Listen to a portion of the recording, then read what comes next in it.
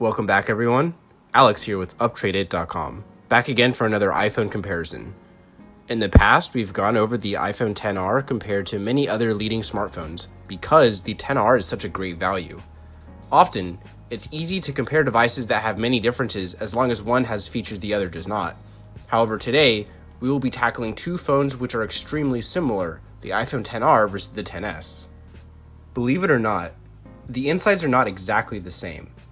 Both are equipped with the A12 Bionic chip with second generation neural engine, but the iPhone XR has 3 GB of RAM, and the XS has an extra gigabyte coming in at 4 GB of RAM. This should only make a slight difference in performance, as either way that is plenty of memory for iOS, which has incredibly efficient multitasking written in. The internals are where the similarities end though, as the outside appearances are quite different. Firstly, the XR is significantly bigger, with a body of 5.9 by 3 inches versus the XS's 5.7 by 2.8 inches. This also means that the XR's screen is bigger, measuring at 6.1 inches across, where the XS's is only 5.8 inches across. Now, while we're talking about the screen, bigger isn't always better, as the XR's resolution is close to the 720p video format at 1792 by 828 pixels, with a PPI of 326, where the XS has a much more premium display similar to 1080p video at a resolution of 2436 by 1125 with a PPI of 458. While they are both classified as Retina, Apple has gone on to coin the phrase Super Retina for the 10, XS, and 11 Pro models. Theoretically, from any viewing distance, any user would never be able to see an individual pixel on the XS's display, where the XR has viewable pixels when inspected very closely. Either way though, both screens are up to Apple's quality standards, but the XS's is definitely better with the ability to play back HD+ videos.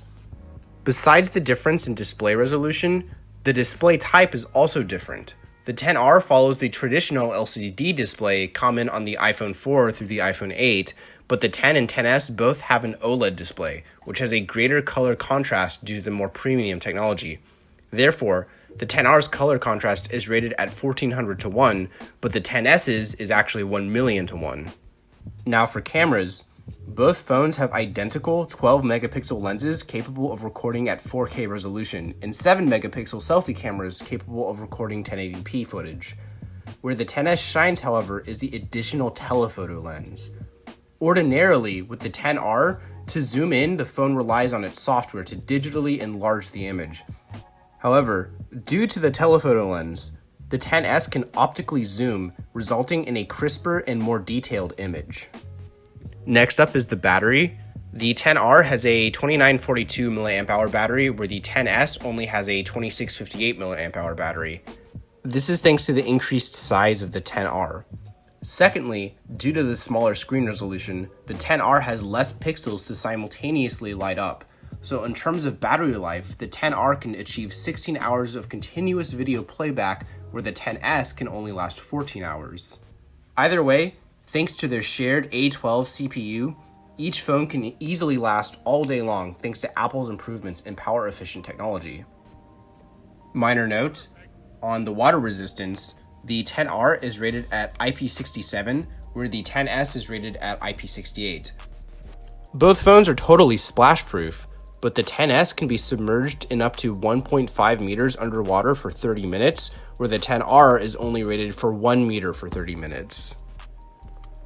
So besides these physical differences being the size, the screen, the camera, battery, and water resistance, both phones should function identically because they're supported by the same operating system, iOS. No one phone has an exclusive software feature over the other. This means both phones unlock with Face ID and have access to the Memoji feature. And both phones can take advantage of the same suite of iOS exclusive apps such as iMessage or GarageBand.